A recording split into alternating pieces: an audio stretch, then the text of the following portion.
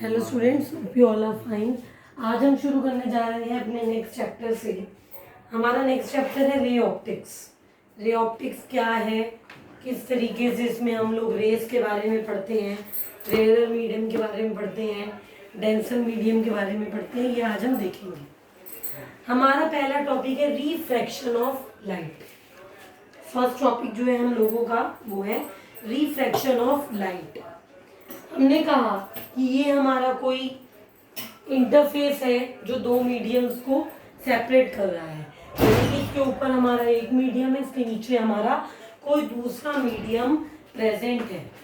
इस इंटरफेस के ऊपर एक मीडियम है और इस इंटरफेस के नीचे कोई दूसरा मीडियम हमारा प्रेजेंट है। ये हम लोगों की इंसिडेंट रे है। जब कोई रे इंसिडेंट हुई किसी इंटरफेस पर तो वो रिफ्लेक्ट हो रही है और रिफ्रैक्ट भी हो रही है। कहने का मतलब क्या है कि सम portion of ray, some portion of incident ray is reflected while some portion of this incident ray is reflected. अभी इसमें हम लोगों की जर्नल पर्सपेक्टिव में हम लोग बात कर रहे हैं, तो हम एंगल्स के बारे में बहुत ज़्यादा बात नहीं करेंगे। पूरी यूनिट अभी हमारी बची है, तो वहाँ पर एंगल्स के बारे में हम लोग देखेंगे। अभी यहाँ पर क्या है कि सपोज मैंने कहा कि आई मेरा इंसिडेंट एंगल है, R1 मेरा रिफ्लेक्टेड एंगल है, R2 मेरा रिफ्रैक्टेड एंगल है। ठीक है। अब ये जो यहाँ पर मैंने पॉइंट्स लिखे हैं, ये पॉइंट्स क्या हैं बच्चों? ये हैं हमारे लॉज ऑफ रिफ्रैक्शन। कि रिफ्रैक्शन के लॉज कौन से होते हैं? Laws of refraction. When light moves from one medium to another medium, its velocity changes। जब लाइट एक मीडियम से दूसरे मीडियम में जाती है, जब लाइट एक मीडियम से दूसरे मीडियम में जाती है तो उसकी वेलोसिटी जो है वो चेंज होती है या वेलोसिटी में चेंज देखा जाता है। सेकेंड लॉ क्या है रिफ्रैक्शन ऑफ लाइट का? Incident ray, refracted ray and normal ray all lie in the same plane. अब यहाँ मैंने रिफ्रैक्टेड रे की बात क्यों की है? क्योंकि ये जो तीन लॉज हैं, हम यहाँ पर लॉज ऑफ रिफ्रैक्शन की बात कर रहे हैं। हम यहाँ पर लॉज ऑफ रिफ्रैक्शन की बात कर रहे हैं, इसीलिए incident ray, refracted ray and normal ray all lie in the same plane. The third law of refraction states that the product of refractive index and the sine of angle of incidence and reflection is constant। अगर मैं किसी जगह पर किसी medium में मेरी incident ray है तो वहां पर जो sine of angle of incidence है और जो उस मीडियम का रिफ्रैक्टिव इंडेक्स जो है उसका प्रोडक्ट कांस्टेंट होगा। उसका उन दोनों का जो प्रोडक्ट है वो कांस्टेंट होगा। ये जो 2 पॉइंट्स हैं ये आई होप कि ये सिंपल है, क्लियर हो गए होंगे। जो थर्ड पॉइंट है ये आगे आपके पास refraction from rare medium to denser medium at convex surface, at concave surface, ऐसे करके बहुत सारे जो आर्टिकल्स हैं वो आएंगे। तो वहाँ पर आई वुड मेक श्योर कि ये टॉपिक आपको ये जो पॉइंट है वो क्लियर हो जाए। तो यहाँ पर बाय यूजिंग फिगर्स आप लोगों को ये चीज़ क्लियर हो जाएगी। Moving to the next thing, the next thing is the refraction at the spherical surfaces। spherical surfaces पर हमारा रिफ्रैक्शन कैसे होता है, किस तरीके से होता है, इसके बारे में हम लोग बात करते हैं। आपका नेक्स्ट चीज है इसमें the refraction at spherical surfaces। कि spherical surfaces पर जो रिफ्रैक्शन देखा जाता है या जो दो सरफेसेस कंसीडर की जाती हैं वो कौन सी होती हैं? दो सरफेस होती है भी हमारे पास, कन्वेक्स स्फेरिकल सरफेस यानी कि इस तरीके से this one, and concave spherical surface यानी कि ये वाली।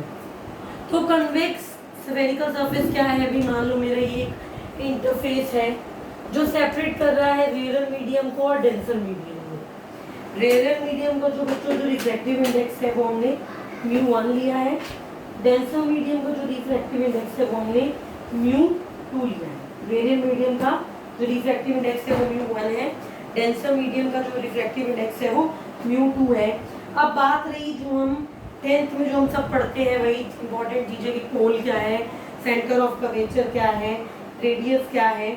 पोल अगर थोड़ा सा मैं बताऊं तो पोल हमारा क्या है, it is the centre of the surface. जैसे मैं कह सकती हूँ ये मेरा पोल है। सेंटर ऑफ कर्वेचर क्या होता है, it is the centre of that sphere of which this thing is a part. जो ये स्फेरिकल सरफेस, जिस स्फीयर का पार्ट है जिसमें से इसको लिया गया है, उसका जो सेंटर है वो सेंटर ऑफ कर्वेचर कहलाता है।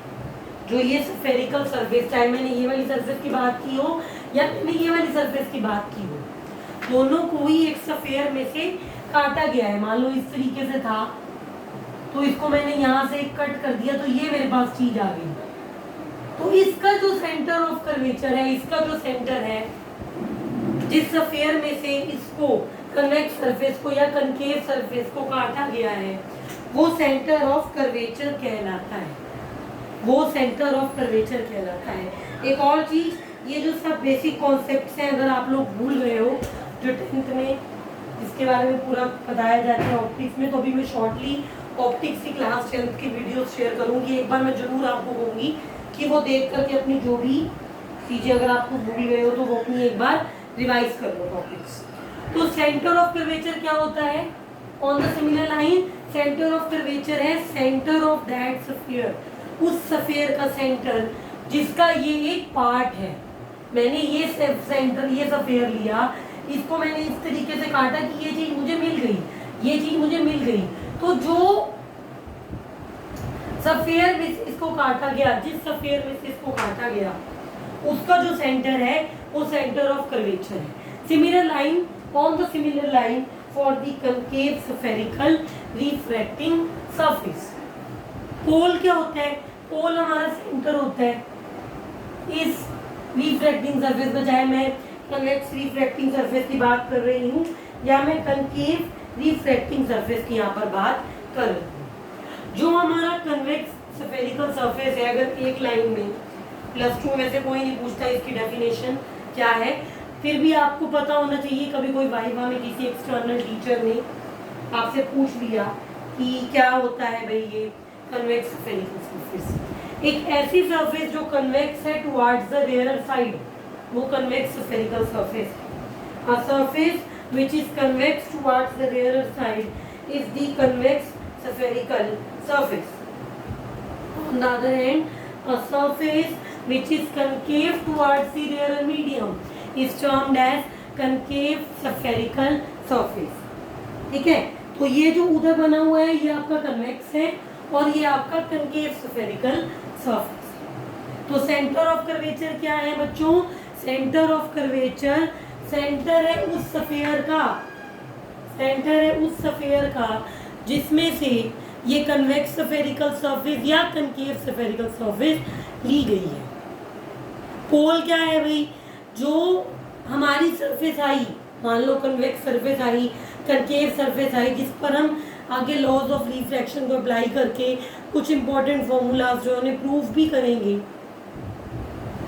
कि जब रेयर से डेंसर मीडियम में लाइट जाती है या डेंसर मीडियम से रेयर मीडियम में लाइट जाती है तो क्या किस किस तरीके से होता है, वो सब हम पढ़ेंगे। ठीक है, तो अब इम्पॉर्टेंट चीज़ यहाँ पर आपकी क्या है कि पोल क्या है, पोल सेंटर है उस स्फीयर का, चाहे वो कन्वेक्स स्फेरिकल सरफेस है चाहे वो कनकेव स्फेरिकल सरफेस है। पोल सेंटर है उस सरफेस का जो हमें फाइनली ऑब्टेन होता है, जो हमें फाइनली मिलता है और जिसके बारे में हम लोग आगे अब पढ़ने भी वाले हैं। ठीक है, आगे चलें। हाँ जी, आपका फर्स्ट जो टॉपिक है वो है refraction from rare medium to denser medium. उसका फर्स्ट केस है भाई रियल इमेज फॉर्मेशन। जब रियल इमेज बनती है तो कैसे क्या होता है, real image virtual image again भूल रहे हो तो 10th वाला जो वीडियोस मैं भी थोड़े टाइम में शेयर करूंगी तो उसको एक बार देखो, याद आ जाएगा। तो अब यहाँ पर हम क्या बात कर रहे हैं भाई, बड़े आराम से सुनना। हमने कहा कि हमारी एक रे है भाई, एक इंसिडेंट रे है ओपी, एक इंसिडेंट रे है मेरी ओपी जो इस कन्वेक्स स्फेरिकल सरफेस से रिफ्रैक्ट हुई टुवर्ड्स नॉर्मल और इधर चली गई। हमारी एक इंसिडेंट रे है ओ ए, सपोज मेरी इंसिडेंट रे है ओ ए, इफ आई एम सेइंग, अगर मैंने ओपी कहा होगा तो बाय मिस्टेक में बोला होगा, हमारी इंसिडेंट रे है भाई ओ ए, जो इस कन्वेक्स सरफेस से नॉर्मल की तरफ रिफ्लेक्टेड होती हुई, because the light is moving from rare medium to denser medium, light rare से डेंसर मीडियम में जा रही है, तो आपकी जो रे है वो बेंड होगी टुवर्ड्स नॉर्मल। नॉर्मल क्या है भाई अभी यहाँ पर, जो मेरा CAN है, ये मेरा नॉर्मल है, here CAN is the normal, जो CAN है मेरा वो मेरा नॉर्मल है। नाउ मेरी यहाँ से रे आई OA, इंसिडेंट रे, वो इस कन्वेक्स स्फीयर से, इस कन्वेक्स स्फेरिकल सरफेस से रिफ्रैक्ट हुई टुवर्ड्स नॉर्मल, और वो चली गई अक्रॉस AI, वो अक्रॉस AI बेंड हो गई। एक और मेरी रे है भाई OP, जो स्ट्रेट चली गई, जो उस लेंस से, उस कन्वेक्स सरफेस से नॉर्मली डायरेक्ट अपना पाथ ना चेंज करते हुए सीधी चली गई स्ट्रेट। और जिस पॉइंट पर मेरी ये रे AI रे और ये OP रे जो कि PI पर एक्सटेंड हो रही है, मेरी OP रे जो PI पर एक्सटेंड हो रही है, वो मीट करते हैं, वहां पर इमेज की फॉर्मेशन हो जाती है। Therefore the image formation take place at I. The image formation take place at I. फिर से सुन लीजिए, एक रे ऑफ लाइट है OP, एक रे ऑफ लाइट है OP जो स्ट्रेट पास करती है, स्ट्रेट मूव करती है अलोंग PI। एक रे है OA जो रिफ्रैक्ट होती है भाई टुवर्ड्स नॉर्मल, और वो मूव करती है across AI। The ray moves towards AI, it moves across AI and the image formation occurs at I. अब यहाँ पर अल्फा बीटा गामा जो एंगल्स कुछ लिए गए हैं, जैसे मान लो मेरा एंगल AOM जो है वो अल्फा है, मेरा एंगल AIM जो है वो बीटा है, एंगल ACM जो है वो गामा है। वो फिगर से आप लोगों को क्लियर है और दिख भी रहा है। ये मेरा इंसिडेंट एंगल है, angle made by the incident ray, angle made by the incident ray with the normal angle of incidence, and the angle made by the refracted ray, the refracted ray with the normal is the refracted angle, is the refracted angle. Now with this आगे चलते हैं भाई।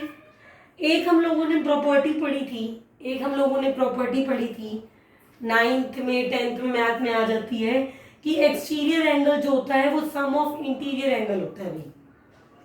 जो exterior angle होता है हमारा वो होता है सम ऑफ इंटीरियर एंगल। ये एक प्रॉपर्टी है भाई जो हमारी आ जाती है कौन से 9th के 10th में मैथ में आ जाती है। सपोज मैंने ये वाला ट्राइंगल लिया, ट्राइंगल ACI, मैंने लिया ट्राइंगल ACI। इस ट्राइंगल के लिए जो इंटीरियर एंगल है वो R और बीटा है, जो इंटीरियर एंगल है वो R और बीटा है, और जो एक्सटीरियर एंगल है वो गामा है। फिर से देख लीजिए, ये अल्फा है, ये बीटा है, ये गामा है, ये अल्फा है, ये बीटा है, ये गामा है, ये I है, ये R है। In triangle ACI as the exterior angle is equal to the sum of two interior angles, therefore आप कह सकते हो कि gamma is equal to R plus beta. ये similar line, on the similar line you can write R is equal to gamma minus beta. Now अब हम बात करें भी ट्राइंगल AOC की। ट्राइंगल AOC में उसी तरीके से हम लिख सकते हैं कि जो इंटीरियर एंगल है या जो एक्सटीरियर एंगल होता है वो सम ऑफ इंटीरियर एंगल्स होता है। यानी in triangle AOC I can write I is equal to gamma plus alpha, I is equal to gamma plus alpha. तो यहाँ से दो इक्वेशन बन गई भी आपकी, R is equal to gamma minus beta and I is equal to gamma plus alpha. अब इस मीडियम में μ1 into sine of angle of incidence, यहाँ पर इंसिडेंट रे है, μ1 into sine of angle of incidence वो बराबर होगा μ2 into sine of angle of refraction के। यानी μ1 into sine I is equal to mu two into sine R, mu one into sine I is equal to mu two into sine R, R one नहीं है R है, confuse मत होना। Mu one into sine I is equal to mu two into sine R, यानी कि sine I by sine R is equal to mu two by mu one. And if the angles are small, अगर से angle छोटे हैं तो आप लिख सकते हो भाई sine I approaches to I and sine R approaches to R. ये कब होता है? जब स्मॉल एंगल्स कंसीडर किए जाते हैं। When small angles are considered, you can take that sin I approaches to I and sin R approaches to R. Sin R approaches to R, that is again equal to mu 2 by mu 1, or I mu 1 is equal to R mu 2. I की value क्या है भाई? Gamma plus alpha, so mu 1 into gamma plus alpha is equal to mu 2 into R, और mu 2 into gamma minus beta, gamma minus beta. यहाँ तक clear हो गया भाई? mu 1 into gamma plus alpha आपका इक्वल होगा mu two into gamma minus beta के, mu two into gamma minus beta के। आगे चलते हैं भाई। हाँ जी भाई, अब क्या होगा? हमारी जो लास्ट इक्वेशन बनी थी वो ये थी कि mu one into gamma plus alpha is equal to mu two into gamma minus beta. जो हमारी लास्ट इक्वेशन बनी थी वो ये थी कि mu one into gamma plus alpha is equal to mu two into gamma minus beta. अब जो मेरा अल्फा है उसे मैं लिख सकती हूँ A M by M O, alpha को मैं लिख सकती हूँ A M by M O, gamma को मैं लिख सकती हूँ A M by M C, और बीटा को मैं लिख सकती हूँ A M by M I. क्यों ऐसा क्यों हो रहा है भाई? देखो बुक जब पढ़ोगे, मैं फिर एक बात आपको बता दूं कि आराम से पढ़ना, क्योंकि उसमें बहुत सारी चीजें जो है उसने वो नहीं लिखी हुई, डायरेक्ट लिखी हुई कि ये है तो ये हो गया खत्म। तो जब जो भी आप बुक फॉलो कर रहे हो उसको आराम से पढ़ना और वीडियोस के साथ रेगुलर रहना ताकि समझ आ जाए। अब मैं ट्राइंगल देखूं भाई एएमओ ट्राइंगल में tan अल्फा कितना होगा? tan अल्फा कितना होगा? ट्रिग्नोमेट्री अब तो आपकी आ गई होगी। tan अल्फा कितना होगा? यही होता है भाई साइन कॉस tan। tan क्या होता है? परपेंडिकुलर बाय में बेस, परपेंडिकुलर बाय में base. Now this is h, don't get confuse. जो tan अल्फा होता है वो क्या होता है? परपेंडिकुलर बाय में बेस, यानी कि इन ट्राइंगल एएमओ मेरी जो tan अल्फा की वैल्यू है वो क्या होगी? am by ammo. नाउ अगर मेरा अल्फा स्मॉल है, ये एक रूल है, अगर एंगल छोटा है, किसी केस में अगर एंगल छोटा है तो tan alpha approaches to alpha. मान लो मेरा अल्फा एंगल स्मॉल है तो tan अल्फा अल्फा को अप्रोच करता है, जिसकी वैल्यू होती है भाई am बाई एम ओ। इसीलिए मैं यहाँ पर अल्फा की जगह लिख सकती हूँ am बाई एम ओ। क्यों? क्योंकि tan alpha am by M O होता है, और अगर अल्फा जो एंगल है वो छोटा है तो tan अल्फा अल्फा को अप्रोच करता है, यानी कि जो वैल्यू tan अल्फा की होगी कहीं ना कहीं वही वैल्यू मेरा अल्फा रखेगा। That same value hold for alpha also. Therefore आपकी अल्फा की वैल्यू कितनी बन जाएगी? am by M O. And similar is the case for gamma and beta, and similar is the case for gamma and beta. Therefore आपकी ये equation आ जाएगी। Now अगर मान लो suppose m is close to p, m और p बिल्कुल पास पास है। मान लो अगर m और p बहुत पास है, इतने पास है कि जो m है वो p के पॉइंट पर ही आ गया है, कोइंसाइड वाला केस आ चुका है भाई, बोथ द पॉइंट्स कोइंसाइड। अगर m क्लोज टू p है तो आप लिख सकते हो कि MO approaches to PO, MI approaches to PI, MC approaches to PC। You can write this thing by yourself। अब AM जो है वो यहाँ से कॉमन ले लिए इन दोनों टर्म्स में से, यहाँ से इन दोनों टर्म में से कॉमन ले लिया, और वो राइट साइड और लेफ्ट साइड से बच्चों कैंसिल हो गया। AM get cancelled from both the sides. हर आर्टिकल में भी पता नहीं कितने आर्टिकल आपके आगे आएंगे, denser medium to rare medium, rare medium to denser medium, convex करके सरफेस, हर किसी में एक ही तरीके की चीज हमें अडॉप्ट करनी है। तो कुछ मैं आप लोगों को खुद करने के लिए भी दूंगी, तो बहुत आराम से समझोगे चीज क्या है। MOPO को अप्रोच करता है MIPI को और MCPC को, तो ये इक्वेशन जो है वो ये बनने वाली है μ1 1/PO plus 1/PC is equal to μ2 1/PC minus 1/PI। क्या इस इक्वेशन को ऐसे लिख सकते हो, μ1 बाय में PO प्लस μ2 बाय में PI। कुछ नहीं किया मैंने, कुछ टर्म्स को मैं इधर लेकर के चली गई हूँ बच्चों, और कुछ टर्म्स इधर वाली टर्म्स को मैं उधर ले गई हूँ, ठीक है। कुछ उधर वाली टर्म्स उधर आ गई हैं, कुछ इधर वाली उधर चली गई, यानी कि मैंने यहाँ पर रीअरेंजमेंट की है।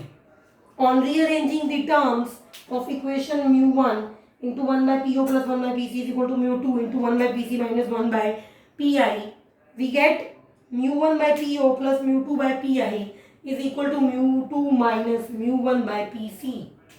अब कन्वेंशन क्या कहता है, कन्वेंशन कहता है कि जो लेफ्ट साइड में चीजें होंगी उन्हें नेगेटिव लिया जाएगा और जो राइट में होगी उन्हें पॉजिटिव लिया जाएगा। यानी कि मेरा जो PO है, जो मेरा PO है, मेरे साइन कन्वेंशन कहते हैं PO की वैल्यू माइनस U होगी, PI की वैल्यू मेरी V होगी और PC की वैल्यू मेरी R होगी। PO माइनस U क्यों है, क्योंकि वो इसके लेफ्ट साइड में है। PCR पॉजिटिव है, PC is equal to R positive value है उसकी, PI is equal to V positive value है। इसमें पुट करोगे इक्वेशन बन जाएगी μ1 बाय में माइनस U प्लस μ2 बाय में V is equal to μ2 minus μ1 by में R। अगेन μ1 बाय में माइनस U प्लस μ2 बाय में V is equal to μ2 minus μ1 by में R। So this is the important relation which hold for the refraction of the first particular case। जो हमने पहला case लिया है ये वहां पर इसकी बात कर रहा है, for the formation of real image in the case of convex refracting spherical surfaces। Okay, with this today we have done the basic and an important article related to ray optics. Paper में ऐसे articles आते हैं, घबराना मत, एक बार पूछोगे दो बार पूछोगे, स्टेप्स याद रखो भी कैसे कैसे चलना है आगे, कैसे कैसे इस फाइनल सॉल्यूशन पर हमें पहुंचना है। Okay, with this be regular with videos, don't waste your time, study hard, thank you.